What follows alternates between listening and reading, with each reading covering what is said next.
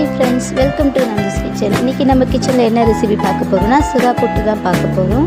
Fish பிடிக்காதவங்களுக்கு கூட ஒரு முறை சுறா புட்டு செஞ்சு கொடுங்க, கண்டிப்பாக விரும்பி சாப்பிடுவாங்க. ஃபஸ்ட்டு சுறா மீனை நல்லா வாஷ் பண்ணி க்ளீன் பண்ணி எடுத்துக்கலாம். க்ளீன் பண்ணி எடுத்துகிட்டு நம்ம ஒரு ஸ்டீம் பண்ணி எடுத்துக்கலாம். இது வெந்து வரதுக்குன்னு பார்த்தீங்கன்னா ஒரு 5 to 10 minutes ஆகும். சுறா மீனில் நிறையவே ஹெல்த் பெனிஃபிட்ஸ் இருக்குது. Vitamin D and omega 3 protein இருக்குது. ஃபீட் பண்ணுற மதர்ஸ்க்குமே மில்க் செக்ரேஷன் ஆகும். சுறா மீன் பார்த்திங்கன்னா நல்லாவே வெந்து வந்திருக்கு. இந்த ஸ்டேஜில் நம்ம என்ன பண்ண போகிறோம்னா, அது மேலே இருக்க ஸ்கின் எல்லாமே நல்லா ரிமூவ் பண்ணி எடுத்துக்கணும். நடுவில் பார்த்திங்கன்னா ஒரு முள் இருக்குமே, அதுவுமே நம்ம சேர்த்து ரிமூவ் பண்ணி எடுத்துகிட்டு நல்லா உதிர்த்து விட்டுக்கலாம். இது கூடவே நான் ஒரு மீடியம் சைஸ் வெங்காயத்தை நான் கட் பண்ணி வச்சுருக்கேன். 4 பச்சை மிளகாய், கொஞ்சமாக கருவேப்பிலை எடுத்து வச்சுருக்கேன். உங்கள்கிட்ட சின்ன வெங்காயம் இருந்தாலுமே சின்ன வெங்காயமே நீங்கள் சேர்த்துக்கலாம், அது இன்னும் டேஸ்ட்டு கொடுக்கும். இப்போ ஸ்டவ் ஆன் பண்ணிவிட்டு நான் ஒரு கடாய் வச்சுருக்கேன். கடாயில் கொஞ்சமாக எண்ணெய் ஊற்றிக்கலாம். எண்ணெய் கொஞ்சம் நல்லா சூடானதுமே கடுகு போட்டு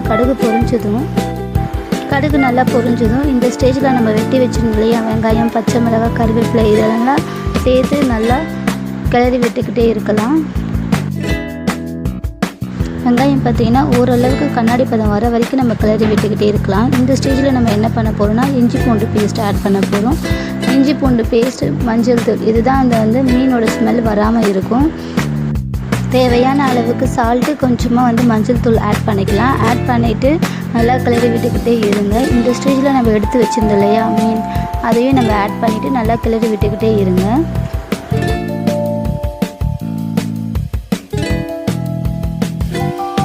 இந்த மீனில் இருக்கிற ஈரத்தன்மை போகிற வரையும் நல்லா கிளறி விட்டுக்கிட்டே இருங்க. ஓரளவுக்கு நல்லா ப்ரௌனிஷ் கலர்லாம் நல்லா வரணும். இப்போ பார்த்தீங்கன்னா நம்ம எடுத்து விட்டால் எப்படி அது பூ போல் கொட்டுதுன்னு சொல்லிட்டு இந்த ஸ்டேஜ் வர வரையும் நல்லா கிளறி விட்டுக்கிட்டே இருங்க. அப்போ தான் நல்லா இருக்கும். மாற்றம் ஒன்று தான் மாறாதுன்னு சொல்லுவாங்க, ஆனால் நான் அது மாறும் நம்புகிறேன். என்னடா திடீர்னு சம்மந்தமே இல்லாமல் பேசுகிறாங்கன்னு நினைக்காதீங்க. 23ஆம் தேதி நம்ம ஓட் போட்டால் கண்டிப்பாக மாறும். ஓட் ஃபார் டிவிக்கு தேங்க்யூ.